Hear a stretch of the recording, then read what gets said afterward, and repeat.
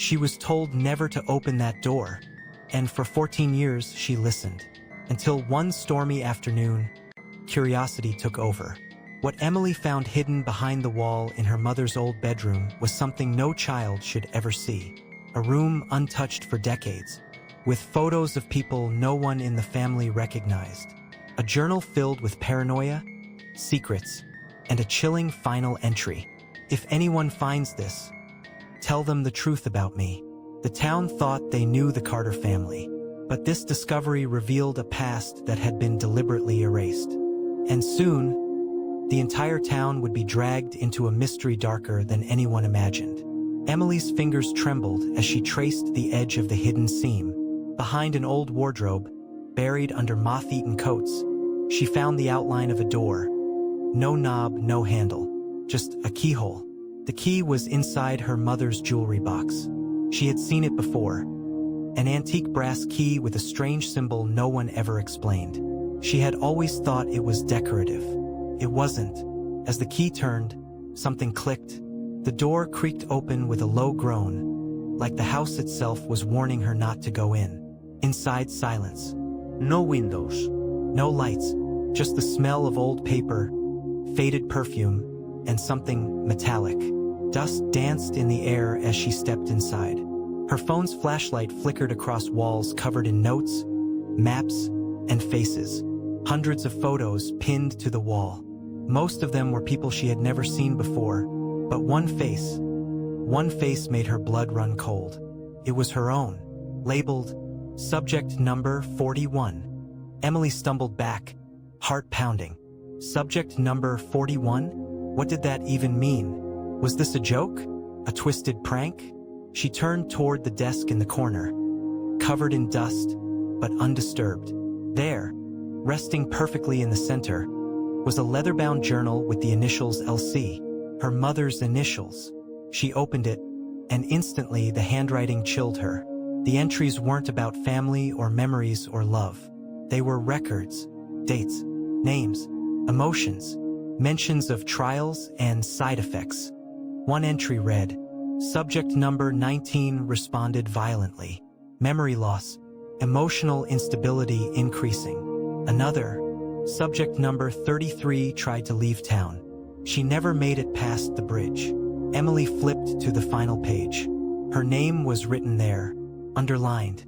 Subject Number 41. Emotional resilience strong. Curiosity high. Activation likely before age 16. She froze. Activation? What was this? Who were these subjects? And why did her mother call her an experiment? Emily's hands shook as she closed the journal. Experiment? Activation? What was my mother hiding from me? Her flashlight caught something strange. A large, antique mirror across the room. But something wasn't right. The mirror was loose, crooked. She gently pulled at the edge. Behind it, tucked in the wall, was a black and white photograph yellowed with age. It showed a group of young girls standing outside a facility.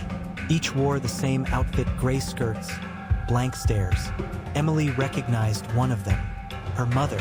On the back, a name was scribbled in faded ink. Project Eden, 1985. Level 2 participants. Suddenly, footsteps echoed in the hallway outside. Emily gasped, quickly hiding the photo and backing toward the secret door. But it wasn't her dad. It was an old woman, someone Emily had never seen before, standing silently in the hallway, staring. She whispered, "You opened it, didn't you?" Then she disappeared into the darkness. Flushed face, now the mystery has faces, timelines, and someone watching. Emily couldn't sleep that night.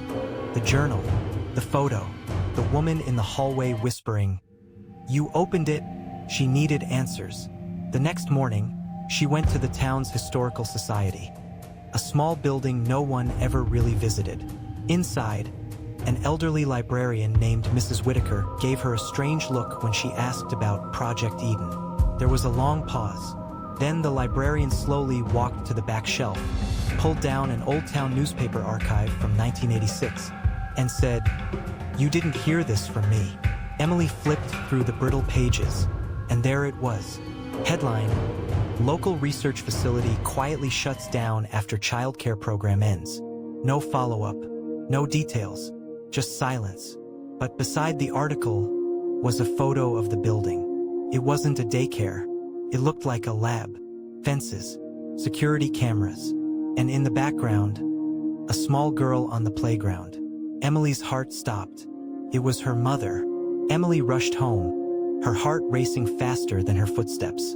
The photo, the article, the facility where her mother had been, was not a daycare. It was something else, something darker. Her dad was in the kitchen, pouring coffee like nothing had changed. She slammed the newspaper on the table. Tell me the truth. What was Project Eden? He froze. The mug slipped from his hand and shattered on the floor. Silence. Then a long breath. I was hoping you'd never find it, he said quietly. He sat down, eyes heavy with guilt. Your mother was part of something experimental. A program that tried to raise children under controlled emotional environments to see how the human mind responds to isolation, trauma, manipulation. Emily's voice trembled. And me? Was I part of it too? He nodded. You were born into it. They monitored you from birth. That room, the one you found, was her way of documenting everything the program did. She wanted to expose them, but when she tried, they silenced her. Emily's world shattered. Everything she thought she knew was built on lies. Later that night, Emily returned to the secret room one last time. Everything felt different now. The air thicker, the silence heavier. She scanned the shelves again, slowly, carefully, until she noticed a small wooden box behind the old typewriter. Inside it was a cassette tape, labeled Truth for Emily. Her hands trembled as she placed it into an old tape player. Click, static, then a woman's voice. Her mother. Emily, if you're hearing this, then I'm gone. And if you found the room, then you know the truth was never meant to stay buried. Project Eden didn't stop. They just changed names, moved into shadows. You weren't supposed to be part of it. I tried to leave.